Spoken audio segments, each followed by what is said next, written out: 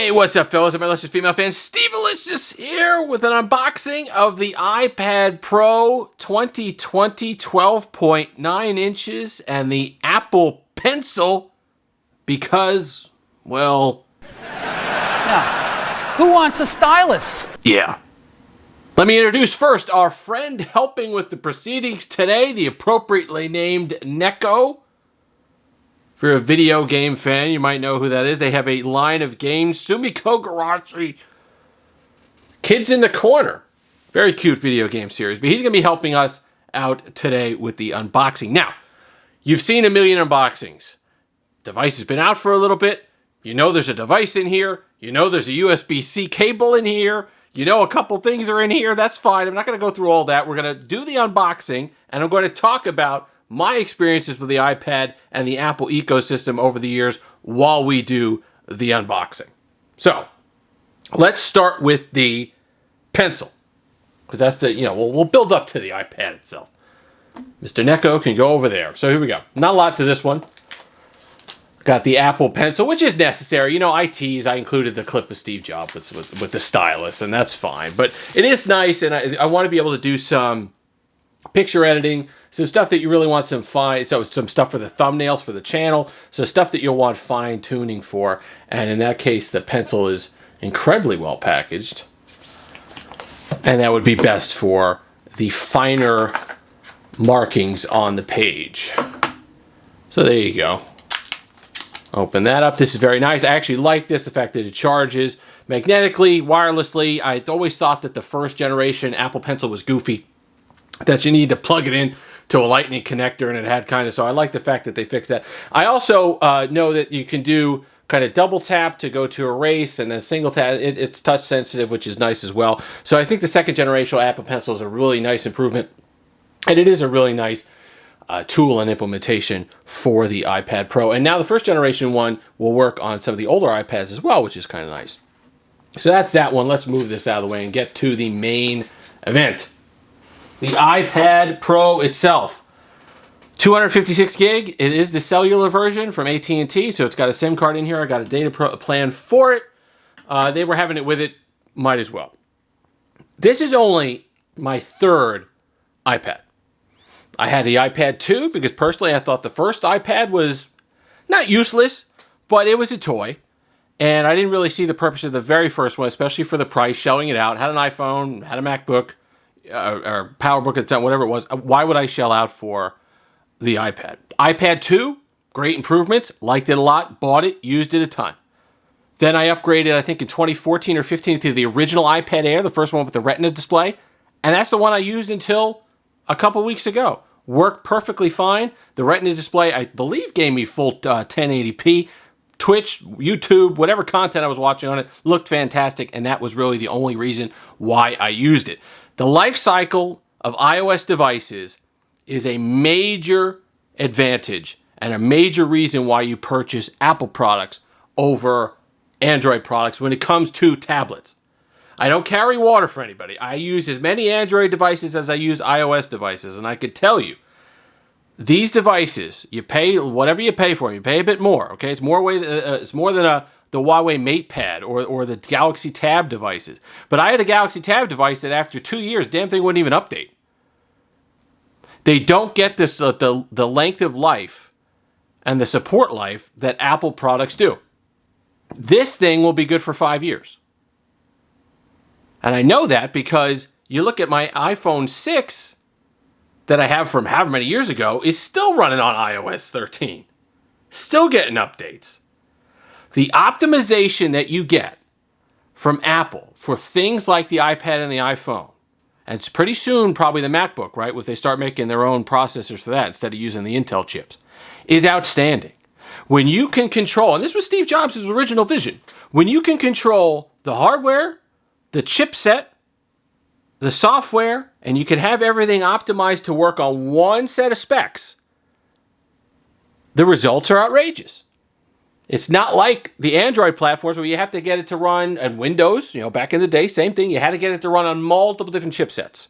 So you had to make some sacrifices as far as power consumption, optimization for an exact set of specs. Apple doesn't have to worry about that. They can make sure that iOS runs on this today, a year from now, 2 years from now, 5 years from now. And that's personally why I really enjoy the iOS devices. But enough of that. Let's get in here. Let's get to enjoy this unboxing experience. I will say they do the presentation now. Whatever this material is, I do like that a few years ago they went to this, and they went to smaller form factors for their. When I got my MacBook Pro, this is going on 4 or 5 years ago, the box was only slightly bigger than the MacBook Pro itself, and it seems like that is the same idea here with the iPad Pro. So let's go ahead and open this bad boy up. Do I have to do any tabs on the bottom here? No, I just have to deal with these Apple boxes that are like they're airtight to the thing. The tolerances are incredible, so you got to sit there and shake. There we go. Nice. Very nice. The iPad Pro. Take a look at the design language for this one. As you know, it's changed slightly. I went with the silver. My fiance has the space gray, so I went with the silver. Just get something different here. I kind of like the color on it. The chamfered edges. That's the whole point of the video, right? I get to say chamfered, which was the design language for the iPhone 4 and 5, and most likely all indications are that it's coming back for the iPhone 12. I personally like that. I thought that the design language on the 4 specifically was the height of their innovation and artistic abilities with the devices.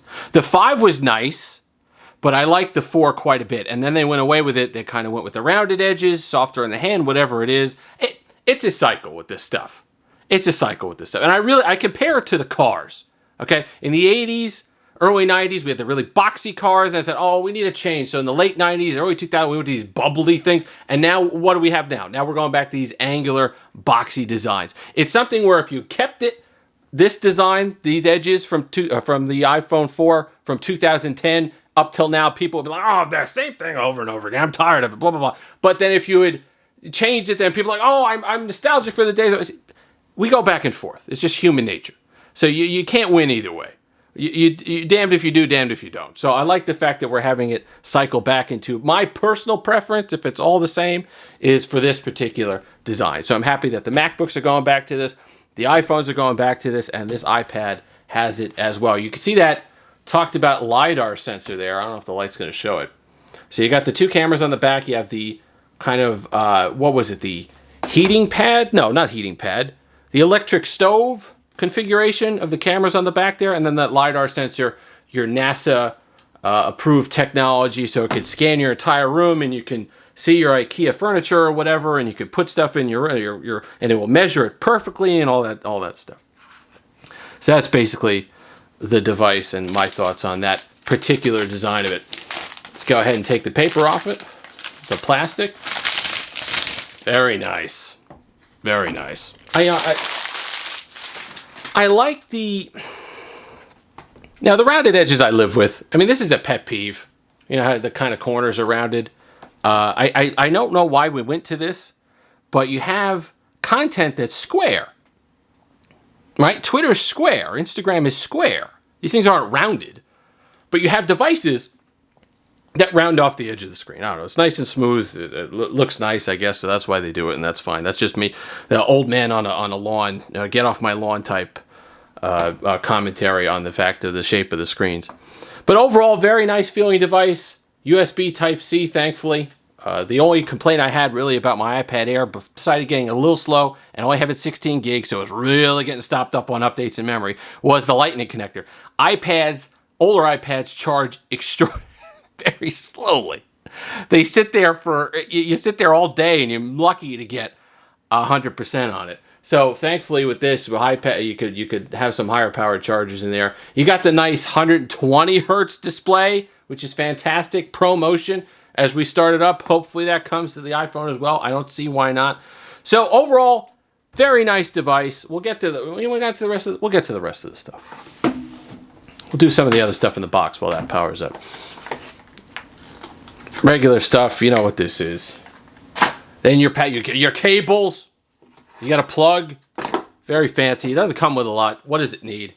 You got your iPad. You got your charger. Got the pencil. Still has, 81% charge there. It's fantastic. I won't have a lot of work to do tonight to update it. Overall, very, very, very solid device.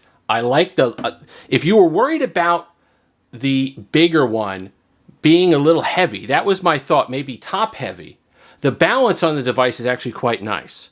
So as I'm holding it in the hand for the first time, really, without a case or anything on it, really just actually concentrating on the feel of it in the hand, the balance is excellent. It's not where it's your top heavy. You can hold it like this and watch content. I am in portrait mode here. You can hold it and not feel like it's going to fall flat on its face or fall over on you and you're watching stuff. And if you're watching stuff at night, if you're holding it like this above you in landscape mode, it's not going to fall on your face. You don't feel like you got a good grip on it. And that was one of the things that the motion gestures changed for me on the iPad. I always didn't like the fact that you were forced almost to start using it in portrait mode because of that home button.